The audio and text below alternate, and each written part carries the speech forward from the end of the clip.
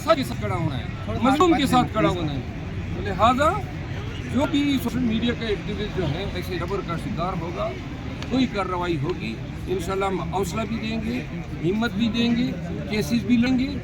Case गलत साबित होने पर उनके खिलाफ भी केस करेंगे जो ये केस, और FIA वाले भी ये कान खोल के सुन लें।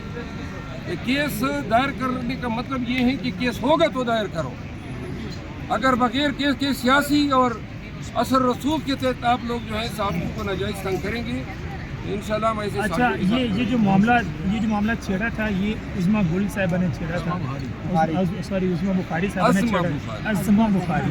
अब क्या कहेंगे, इसके ऊपर कुछ भी नहीं लिखा था, लेकिन जिस तरह उन्होंने उसके ऊपर पोस्ट किया और उसके बाद फिर मरीम नवाज ने उसके ऊपर कह दिया। ये जो इनके स्पोक्स पर्सन हैं, इनको कम से कम ये एहसास तो होना चाहिए ना कि अपोजिशन, अवाम और जमहूरियत के मतवालों के साथ इन्होंने क्या क्या नहीं किया, कितना ज़ुल्म जबर कर दिया। ऊपर से आप इनके बयानात जल्दी पे तेल का काम कर रहे हैं। कोई एक भी बता दें कि किसी नून के स्पोक पर्सन ने कोई कौम को मोहब्बत भरा पैगाम दिया हो। हर वक्त नफरत से भरपूर इनके पैगामात होते हैं, धमकियाँ होती हैं, फला कर लेंगे। अब ये कोई बात है, हेलीकॉप्टर की तस्वीर लगा दी और आप कहते हैं जी पर्चा ठोक दो।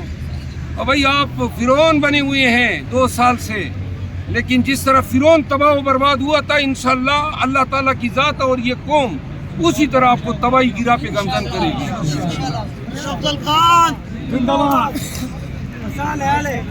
ये जी मरवत साहब थे, और आज अल्हम्दुलिल्लाह काफ़ी तादाद आई हुई है वर्करों की, PTI की, बकाया साहब की।